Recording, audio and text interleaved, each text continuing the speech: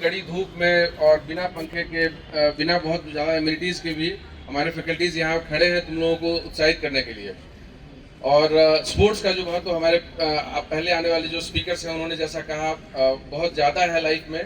केवल स्पोर्ट्स का नहीं, exercise, any form of exercise, yoga, कुछ भी किसी फॉर्म का जो फिजिकल एक्टिविटी है वो तुमको हेल्प करेगा। केवल एकेडमिकली मतलब केवल पढ़ाई में काम करने से तुम्हारा बहुत अच्छा लाइफ नहीं रहेगा। तो इसलिए तुम थोड़ा अपने आप को फिजिकली भी अपने आप को एक्टिव रखने की कोशिश करो। और इसी दिशा में इस तरह का ये प्रयास है कि हम लोग एनुअली ये इस तरह का प्रोग्राम करते हैं। केवल ये अभी इसी फाउंडेशन डे के ड्यूरिंग जो हम लोग खेल लेते हैं, यही इतना ही नहीं रहना चाहिए। तुमको जब जब मौका लगे हर दिन शाम को थोड़ा खेलने का, सुबह कुछ एक्सरसाइज वॉक करने का ऐसा प्रयास करोगे तो तुम फिजिकली मेंटली हर तरीके से फिट रहोगे। मैं चूँकि साइकियाट्रिस्ट हूँ इसलिए मैं तुमको ये बात ज़रूर कह सकता हूँ कि तुम अगर मानसिक रूप से स्वस्थ रहना चाहते हो तो शारीरिक रूप से भी अपने आप को अच्छा रखो, और उसके लिए खेल बड़ा आवश्यक है। खेल या एनी फॉर्म ऑफ एक्सरसाइज बड़ा आवश्यक है।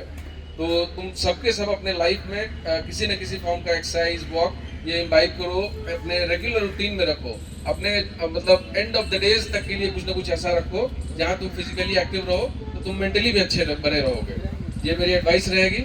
अपार्ट फ्रॉम दिस, जब तुम खेलते हो अच्छी खेल भावना के साथ खेलना, हारना जीतना वो लगा रहेगा।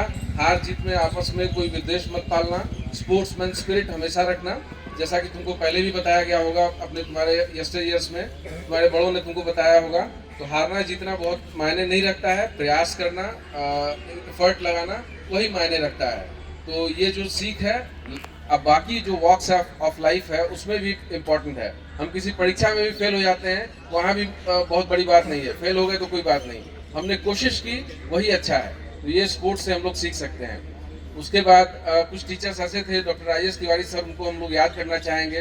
हर साल तकरीबन लगभग 2 डिकेड्स तक उन्होंने स्पोर्ट्स का इधर संचालन किया था।